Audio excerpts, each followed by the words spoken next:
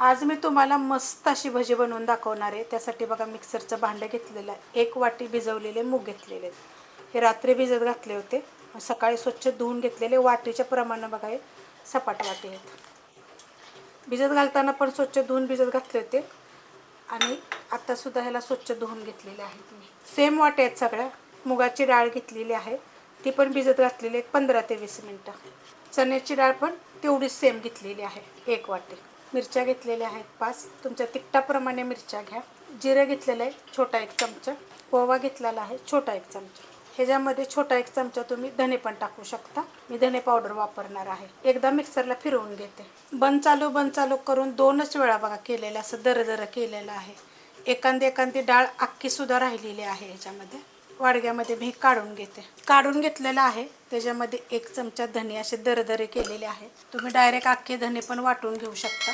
थोडीशी हळद, 1 मिडियम आकाराचा कांदा वाटीच्या प्रमाणे 1 वाटी उभा कापून घेतला तरी चालेल। 1 चमचा फक्त बेसन पीठ घेतलेलं, ह्याच्या जागी तांदळाचं पीठ जरी घेतलं तरी पण चालेल आणि बेसन पीठ घेतलं तरी पण चालेल। थोडीशी हिंग टाकायचा, कोथिंबीर, कांद्याची पात जर तुमच्याकडे जर असेल घरामध्ये तर थोडीशी टाकली तरी पण चालेल। चवीप्रमाणे टाकायचे आहे मीठ आणि हे चांगलं मिक्स करून घ्यायचं। मस्त असं बघा मिक्स करून घेतलेलं आहे। आता आपण बनवा घेऊ। अशा पद्धतीत होतं बघ। तेल चांगलं गरम झालेलं आहे, ह्याच्यामध्ये मिरच्या फ्राय करून घेतल्या होत्या। हे तेल आहे शेंग तेल, छोटे छोटे सोडायचे। गॅस आहे मीडियम। अशा पद्धतीत आता हे कसं असतं माहिती आहे का, थोडं सोडताना ना थोडंसं एका साईडला होतं, कारण की ह्या डाळी येते, डाळ मूग, तर त्या पद्धतीने एकदम जास्त निघत नाही थोडंसं।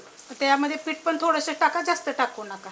सोडून घेते। सोडून घेतलेले छोटी कढई आहे त्याच्याप्रमाणेच मी सोडलेले आहेत। एकदम पेस्ट करून सुद्धा ही जी भजी होतील बरं का, तशी पण तुम्ही सेम पद्धतीने पण एकदम पेस्ट जरी केली तरी पण चालू शकते। असं केलं तर चला, असे कसे एकदम कुरकुरीत होतात। ते पहिले सोडलेले बघा, आणि जास्त काय निघत नाही, आता तुम्हाला दिसत असेल एकदम थोडंसं साईडला आपण जे हाताने टाकतो ना तेव्हा थोडं निघतं, जास्त नाही। अशा पद्धतीनं गोल्डन कलरवर फ्राय करायचे। ह्याच्यामध्ये थोड्याशा मिरच्या तुम्ही फ्राय केल्या तर चालेल, मी अगोदरच केल्या होत्या।